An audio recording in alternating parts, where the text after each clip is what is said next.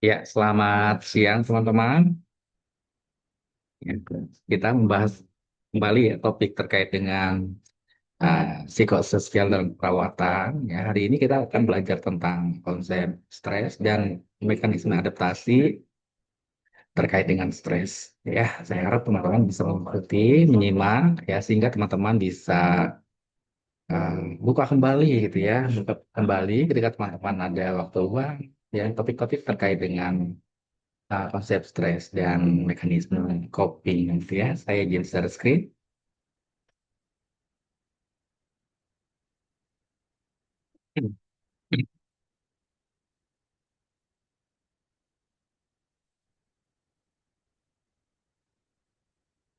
Ya, saya harap PPT saya sudah terlihat ya. Saya lebarin dulu. Ya. Hari ini kita akan membahas terkait dengan konsep-konsep stres ya. Konsep stres dan adaptasi yang merupakan dua hal yang berbeda itu ya, tapi saling berhubungan satu sama lain itu ya. Bagaimana seseorang bisa beradaptasi dalam kondisi stres ya. Umumnya kan setiap siklus kehidupan kita ya, dimanapun kapanpun, kita akan selalu menghadapi kondisi stresor ya. Akan ada stresor yang menyebabkan terjadinya stres ya. Contohnya panas gitu ya, terlalu dingin ya. Kemudian banyak ya, banyak hal. Stresor itu nggak hanya stresor fisik ya teman-teman, tapi ada stresor-stresor lainnya seperti stresor biokimia dan lain sebagainya yang memungkinkan untuk terjadinya gangguan jiwa ya, gangguan jiwa atau masalah kesehatan jiwa. Saya lebih senang menyebutnya masalah kesehatan jiwa ya, masalah kesehatan. Setiap individu akan mengalami stresor ya, sehingga kemampuan beradaptasi sangat menentukan status kesehatan individu tersebut ya. Artinya kalau seseorang berhasil untuk beradaptasi, maka individu tersebut akan tetap sehat gitu ya. Demikian juga sebaliknya kalau eh, terjadi ketidakmampuan beradaptasi, maka akan terjadinya masalah kesehatan ya. Jadi perawat juga perlu memahami konsep stres dan adaptasi yang akhirnya bisa membantu teman-teman perawat untuk menangani ya, terutama ketika hmm, pasiennya itu bereaksi ya terhadap stresor, teman-teman bisa mengidentifikasi bahwa ini masa atau tidak ya. Bagaimana teman-teman fasilitasi agar pasien bisa beradaptasi ya, dengan kondisi stresor ya. Ini data yang saya dapatkan ya bahwa 1 dari 10 orang Indonesia terdeteksi mengalami gangguan jiwa. Garis bawahi kata gangguan ya teman-teman. Gangguan artinya hal-hal yang sifatnya resiko juga termasuk gangguan gitu ya. Cemas ya, kemudian sedih, itu kan hal-hal yang umum terjadi pada masyarakat gitu ya. Tapi akhirnya ini tidak mengalami masalah kesehatan jiwa karena kemampuan beradaptasi oleh individu, keluarga, masyarakat, ya dan masyarakat sekitar. Ya. Nah, definisi stres ya, stres merupakan suatu hubungan antara individu dan lingkungan yang dinilai melebihi kemampuan individu untuk mengatasinya. Itu stres. Ya, atau respon fisiologis dan psikologis. Kenapa fisiologis di sini? Ya, karena itu tadi. Ya, sumber stres itu tidak hanya sifatnya psikologis, tapi bisa juga fisiologis ya impactnya nanti ya. Terhadap tuntutan eksternal dan internal yang mengganggu keseimbangan. Ya ada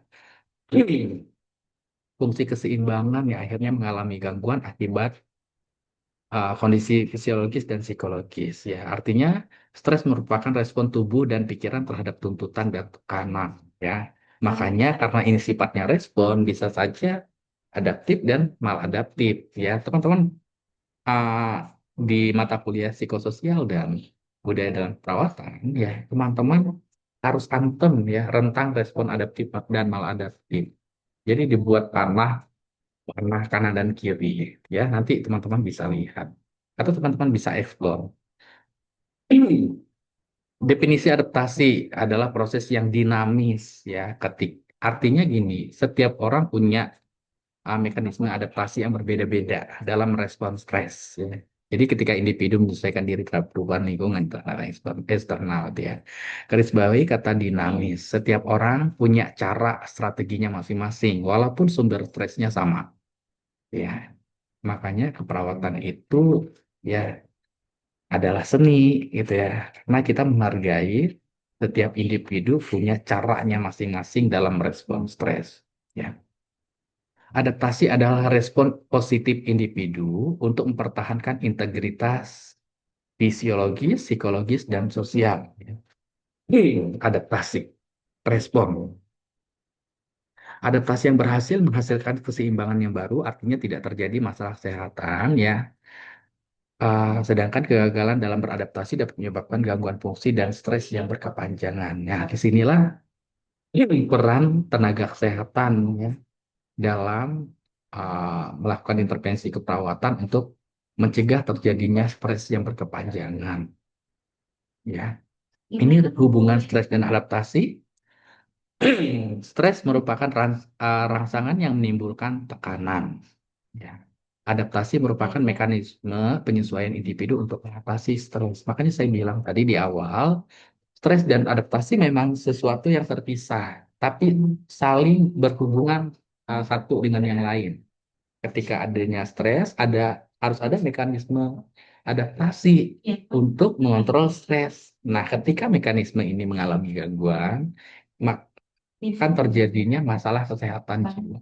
Ya, jika adaptasi efektif, terjadi keseimbangan homeostatis, eh, terjaga, maka sehat ya ini ya. Jika adaptasi gagal, timbul gangguan fisik dan psikologis. Ya. Namun gangguan ini ada batasannya kapan dia memerlukan bantuan profesional kesehatan, kapan dia belum. Karena itu tadi ada transisi. Jadi kalau panah kanan kiri ya adaptif dan maladaptif, ada masa transisi di sini. Ya. Karakteristik stres sifatnya sangat subjektif, artinya tiap individu memiliki persepsi yang berbeda-beda terhadap stresor. Itu nyeri ya. Um, Orang mungkin akan dilakukan tindakan mastektomi misalnya atau tindakan apa namanya operasi ini misalnya mengalami nyeri, tapi tingkatan nyeri bisa saja berbeda. Ya,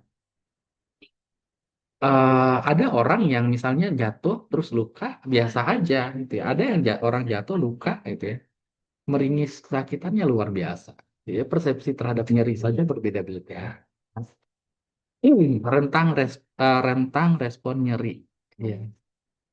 Bersifat universal dihadapi, bisa dialami oleh semua orang, ya bisa bersifat positif dan negatif, ya bisa stres bisa menimbulkan motivasi atau bisa menurunkan fungsi, ya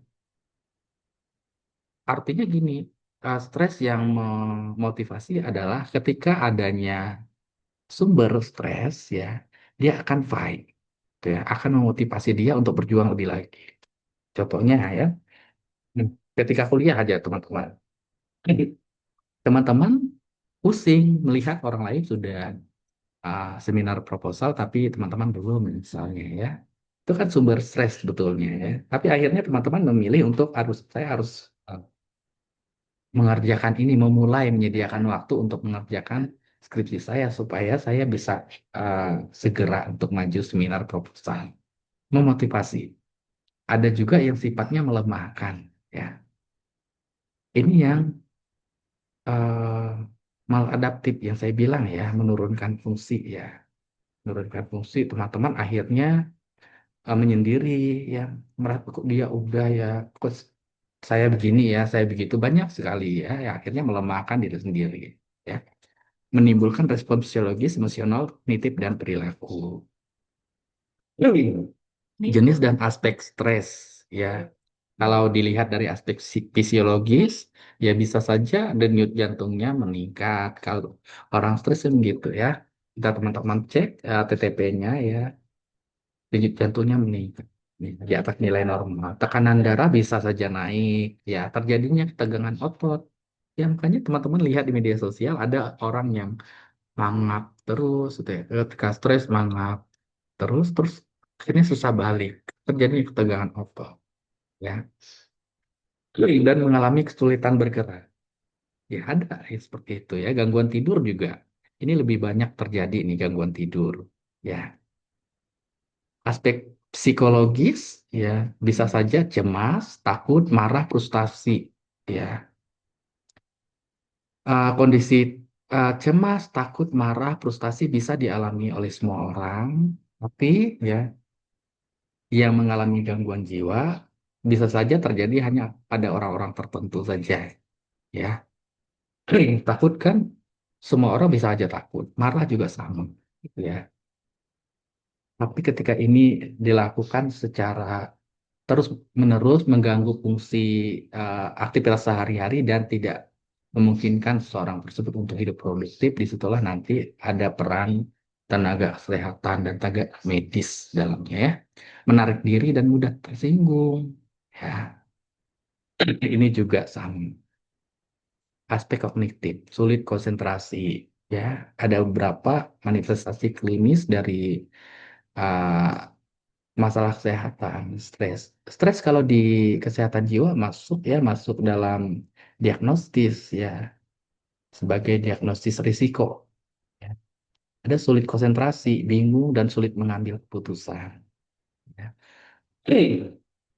Ada orang yang sangat stres, pusing, akhirnya sulit untuk berkonsentrasi. Ya, kelihatan bingung. Mungkin secara verbal dia tidak menyampaikan kebingungannya ya, tapi secara objektif itu akan terlihat ya.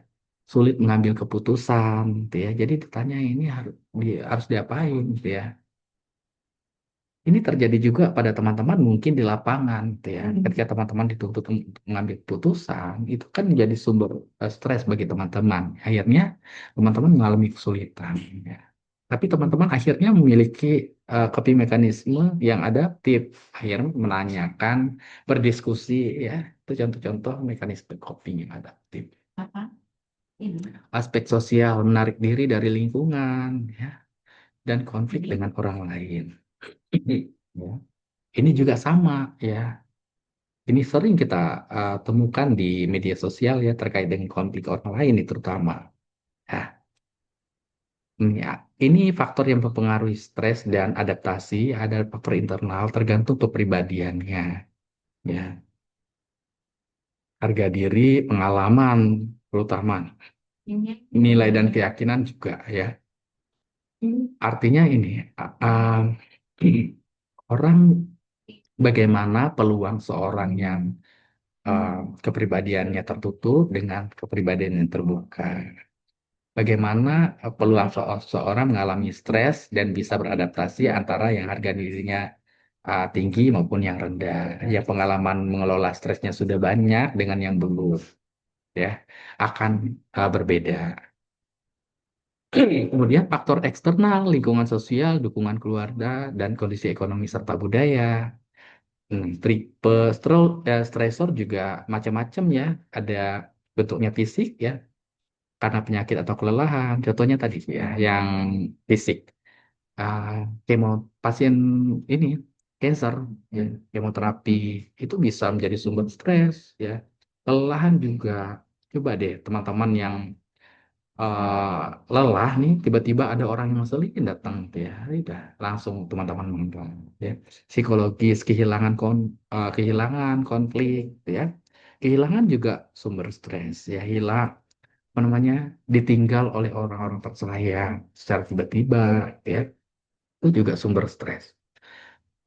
Sosial, perubahan peran ya. Makanya ada yang namanya adaptasi peran ya teman-teman ya. Adaptasi peran ya. Perubahan peran juga akan mengaruhi eh, stres ya. Kehilangan pekerjaan tadi juga sama ya. Itu sumber stres, sorry ya. Mekanisme adaptasi, coping mekanisme menurut Lazarus nih. Coping berfokus pada masalah yaitu upaya mengubah situasi penyebab stres ya. Contohnya mencari solusi, ya manajemen waktu yang baik, ya. Itu contoh mekanisme coping. Ya. Dia memahami bahwa setiap individu akan mengalami masalah tersendiri, punya masalah masing-masing, tapi dia akhirnya berupaya untuk mencari solusi, misalnya ya dengan mencari informasi di internet, ya, dengan bertanya, ya, dengan bertanya ke orang-orang yang pernah mengalami kondisi serupa. Itu juga eh, salah satu mekanisme coping, ya. Ada mekanisme coping yang berfokus pada emosi, yaitu upaya mengatur respon emosional terhadap stres. Ya, contohnya ya, orang yang stres ya akhirnya memilih melakukan teknik relaksasi tertentu ya. Contohnya yoga, terus olahraga yang akhirnya stresnya rilis ya melalui kegiatan-kegiatan harian yang dilakukan. Makanya salah satu intervensi yang dilakukan untuk mengurangi stres, mengontrol stres adalah mengatur kegiatan harian, ya, doa dan dukungan sosial. Nah, ini respon adaptasi ini menurut Kalistaroy ya, modus fisiologis, keseimbangan tubuh, misalnya tekanan darah, suhu, ya, artinya ini respon tubuh ya, respon tubuh terhadap kondisi stres, ya, konsep diri, persepsi terhadap diri sendiri. Ada fungsi peran juga, cara menjalankan perannya bagaimana, itu ya, sampai dengan kemampuan menjalin hubungan sosial dengan orang lain. Ya, artinya ketika dihadapkan dengan kondisi stres, ya, seorang mampu ya atau tidak mampu untuk menjalin hubungan dengan orang lain. Ya, ini respon adaptasi ya. Dalam keperawatan ya, ketika kita melakukan pengkajian, kita bisa mengidentifikasi stresor pasien, ya. Apakah stresornya fisik, psikologis, atau sosial.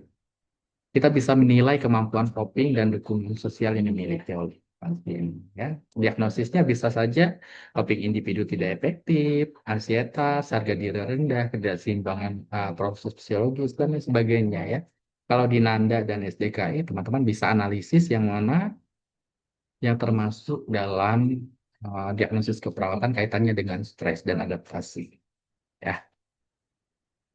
Ada diagnosis begini, mekanisme coping individu tidak efektif. Kalau settingnya keluarga, mekanisme coping keluarga tidak efektif. Tergantung ya,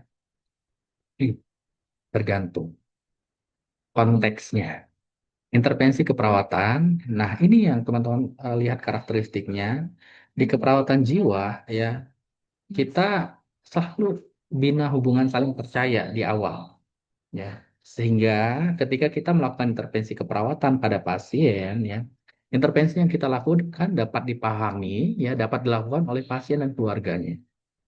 Yang kedua, memberikan kesempatan pada pasien mengekspresikan perasaannya. Bagaimana perasaan Bapak hari ini? Ya, makanya di fase orientasi itu ada evaluasi validasi ya, evaluasi validasi. Gimana nyerinya? Masih terasa tidak? Ya. Kalau saya buat angka dari 1 sampai 10, sekarang kondisi nyerinya ada di angka berapa? 1 sampai sekian nyeri, bla bla bla gitu ya, teman-teman. Saya rasa teman-teman sudah sangat-sangat antem terkait dengan masalah ini, ya. Intinya, kalau di perawatan jiwa itu selalu ada evaluasi validasi, ya, untuk memvalidasi yang sebelumnya terjadi atau dialami oleh pasien, ya. Gimana? Masih pusing nggak? Ya, bentuk pertanyaannya seperti itu. Ya, contohnya ya, teman-teman menggunakan tekniknya teman-teman, ya boleh saja gitu ya. Yang penting bentuknya adalah mengevaluasi, ya evaluasi, validasi. Teman-teman bisa ajarkan teknik relaksasi dan manajemen stres. Kalau di NIK itu ada manajemen stres, gitu ya. Nah, kegiatannya kan banyak ya. Teman-teman bisa pilih beberapa.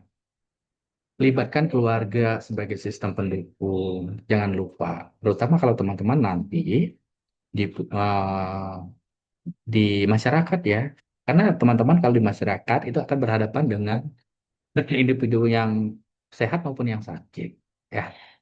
Aplikasi dalam kasus, ya contohnya pasien pasca operasi yang mengalami cemas dan tidak dapat tidur. Teman-teman bisa lakukan komunikasi terapeutik, ya, menjelaskan prosedur dan kondisi yang berkaitan dengan kondisinya, gitu ya.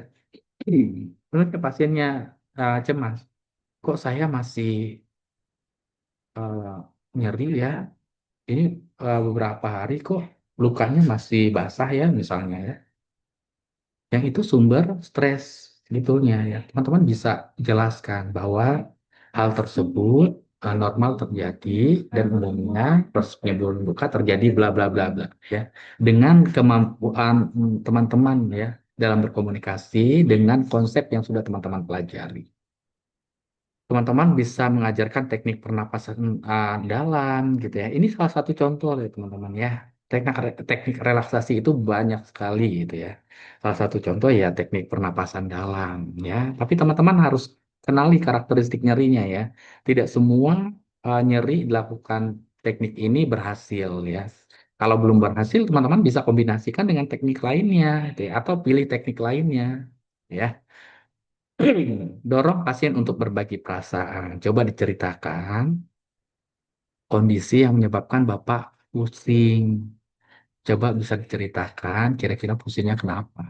Ya, peran perawat dalam manajemen stres ya. Yang pertama, mendeteksi dini gejala stres pasien ya. Ini kaitannya dengan early diagnosis ya. Berikan edukasi tentang strategi coping yang sehat. Ada beberapa kita sifatnya memberikan pemahaman dulu. Decision making ada di pasien dan keluarga.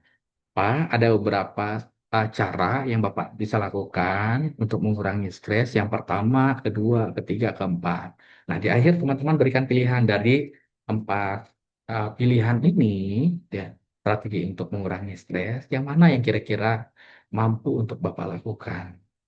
Ya, ciptakan lingkungan terapeutik yang mendukung. Kolaborasi dengan tim kesehatan dan keluarga. Ya, kolaborasi ini penting ya, teman-teman ya. Terutama untuk yang sudah terdiagnosis sakit ya, yang sudah memerlukan pengobatan, beberapa obat ya,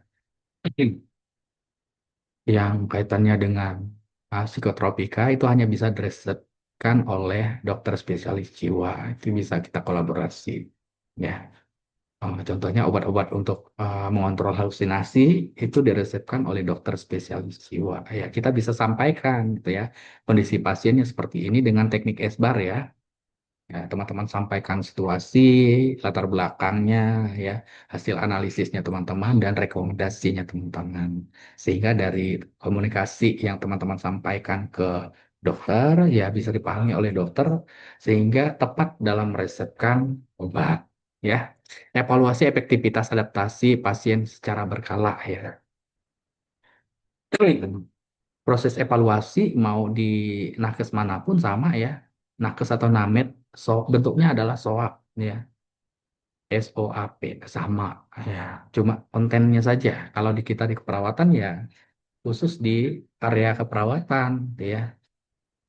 Mengevaluasi intervensi keperawatan yang sudah dilakukan pada pasien dan keluarga ya. Kalau di medis ya mengevaluasi efek dari obat-obatan yang sudah diresepkan, yang sudah diberikan ke pasien itu ya. Jadi konteksnya saja yang berbeda-beda tergantung profesinya ya. Oke, teman-teman, itu saja yang bisa saya bagikan hari ini ya. Seperti biasa, kalau ada pertanyaan, teman-teman bisa sampaikan ke si Pen. Nanti si Pen tolong teruskan ke saya supaya saya bisa respon juga melalui si Pen. Jadi kita komunikasinya satu pintu, gitu ya.